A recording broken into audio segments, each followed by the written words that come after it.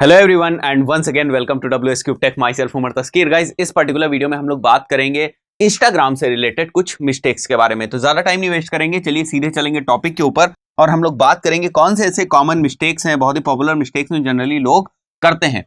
तो जो सबसे पहली मिस्टेक है, मैंने कई बार इस चीज को देखा है कि बहुत सारे जो लोग हैं वो अपनी बायो को प्रॉपरली नहीं लिखते हैं। पहली गलती तो ये होती है कि वो बायो को प्रॉपरली नहीं लिखते हैं। अगर उन्हें कुछ भी स्पेस वहां पर दी गई है तो वो प्रॉपरली उसको यूटिलाइज नहीं करते। जो भी मन चाहता है एक लाइन लिख दी या कुछ रैंडम से हैशटैग लिख दिए, कोई भी रिलेवेंसी नहीं है कि आपकी प्रोफाइल किस बारे में है, आपकी बायो किस बारे में, इसमें कोई भी रिलेवेंसी नहीं। तो पहली चीज तो ये है कि इसको अवॉइड करना है। दूसरी चीज जो बहुत कॉमन है, वो कोई भी लिंक बायो में नहीं डालते हैं।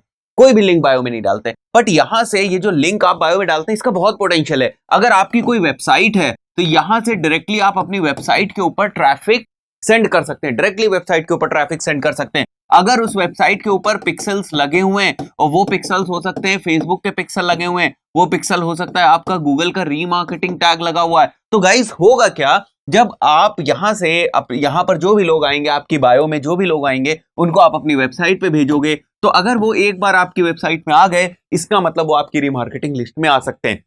तो फ्यूचर में फर्दर अगर आपकी स्ट्रैटेजी में फेसबुक एड्स वगैरह इन्वॉल्व है तो वापस आप उनको एड्स दिखा सकते हैं। दूसरी चीज, कभी कभी आप बहुत सारी चीजें जो है रेगुलरली लॉन्च करते रहते हैं। जैसे मेरा एग्जांपल लेते हैं कि हमारा गूगल एड्स का कोर्स है, ठीक है, हमारा गूगल एड्स का कोर्स है, तो हमने अपने गूगल एड्स कोर्स का लिंक यहाँ बायो में दे रखा है। अब कुछ टाइम के बाद, कुछ लिमिटेड टाइम के लिए हम कोई और ऑफर लॉन्च करते हैं, तो हम यहाँ पर उसको चेंज कर सकते हैं, और जो भी हम वीडियोस बनाएंगे, जो भी हम पोस्ट करेंगे, उसमें हम ये कॉल टू एक्शन दे सकते हैं कि link is in the bio. तो आपको स्ट्रैटेजिकली जो लिंक वाला सेक्शन है बायो में, उसको आपको यूज करना है। आगे बात करते हैं, सेकंड जो मिस्टेक है वो ये होती है कि आपका जो इंस्टाग्राम अकाउंट है वो प्राइवेट होता है। आप सोचते हो कि हम इंस्टाग्राम अकाउंट को प्राइवेट रखें, बट ट्रस्ट मी, आपकी जो अकाउंट है, इसके ऊपर जब लोग आएंगे और वो देखेंगे कि आपका जो अकाउंट प्राइवेट है, तो जो आपको फॉलो करने के चांसेस हैं, जो आपके अकाउंट को फॉलो करने के चांसेस हैं, ट्रस्ट मी, वो फॉलो करने के चांसेस काफी डिक्रीज हो जाते हैं अगर उन्हें स्टार्टिंग में कोई कंटेंट नहीं दिखता है। तो आप ये मत सोचो कि हम प्राइवेट रखेंगे तो सारी चीज अच्छी होगी, नहीं, स्टार्टिंग में आप उसे प्राइवेट मत रखो, बल्कि प्राइवेट रखना ही नहीं है आपको, ठीक है। Not paying attention to user comments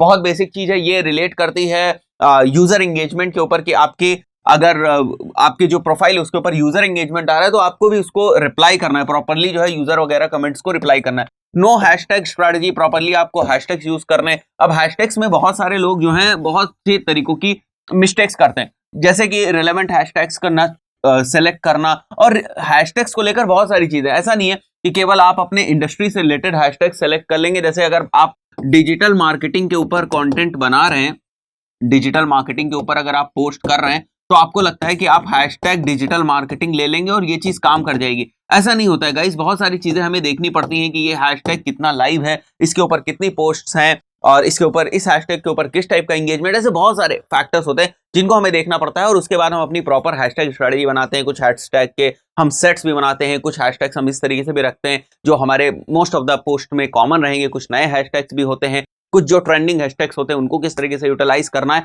तो प्रॉपर, एक बहुत ही प्रॉपर सॉलिड हमारे पास हैशटैग स्ट्रेटजी भी होनी चाहिए। Not utilising Instagram stories and Instagram live, ये एक ऐसी चीज है जो आपको real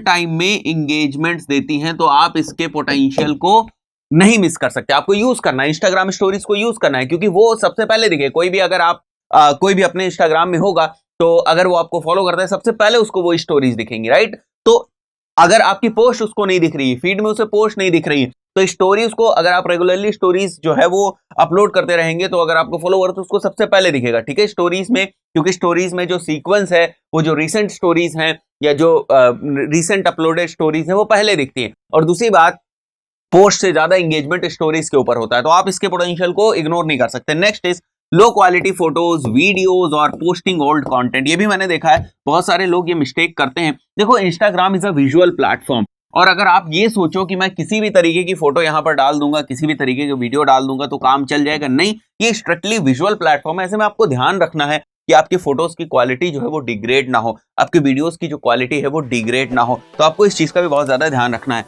taking Instagram analytics for granted, बहुत सारे लोग हैं जो अपना कंटेंट तो डालते रहते हैं, रेगुलरली वो कंटेंट पोस्ट करते हैं, कंटेंट पोस्ट करने के बाद वो उसकी एनालिटिक्स भी देखते हैं, बट गाइस, क्या केवल एनालिटिक्स देखकर खुश हो जाने से काम होगा? कि या ये सोच के कि मैंने एनालिटिक्स देखी, इस पोस्ट के ऊपर मेरे 50 शेयर्स आए, इस पोस्ट के ऊपर मेरे 100 लाइक्स आए, बस ये information, is this information enough? या एनालिटिक्स का मतलब क्या होता है कि हमें जो रिपोर्ट्स दिख रही हैं, हमें जो रिपोर्ट्स मिल रही हैं, उसके बाद हमें कोई एक्शन भी लेना है, यानी उसके बाद हमें कुछ रिकमेंडेशंस भी करनी है। अगर हम क्लाइंट के इंस्टाग्राम अकाउंट को देख रहे हैं तो हमें कुछ रिकमेंडेशंस भी प्लॉट करनी है, अगर हम अपने लिए कर रहे हैं तो हमें कुछ स्ट्रेटजी फर्दर भी बनानी पड़ेगी। तो एनालिटिक्स को आपको फॉर ग्रांटेड नहीं लेना है कि केवल हमें एक इंफॉर्मेशन दे रहा है, नहीं, एनालिटिक्स देखने के बाद बहुत सारी इंफॉर्मेशन हमें पता चल जाती है। जैसे हमारी पोस्ट के ऊपर रेगुलर एंगेजमेंट किस टाइम में आ रहा है, तो हम इस बात को देखेंगे कि इस टाइम में हम ज्यादा से ज्यादा पोस्ट करके किस तरीके से हम उसको यूटिलाइज कर सकते हैं, जो हमें एनालिटिक्स पॉजिटिव चीजें दे रही है। तो इन सारी चीजों का भी हमें ध्यान रखना पड़ता है। तो ये कुछ जो हम लोग देख सकते हैं यहाँ पर 7 पॉइंट्स मैंने आपको बताया, ये 7 तरीके की गलतियां होती है लोगों से। तो आप अगर इंस्टाग्राम के ऊपर काम करते हैं और या करने जा रहे हैं तो आप ध्यान रखिएगा इस चीज को कि ये मिस्टेक्स आपसे ना हो। दोस्तों इस पर्टिकुलर वीडियो में इतना ही, मिलते हैं नेक्स्ट वीडियो में। Till then good bye.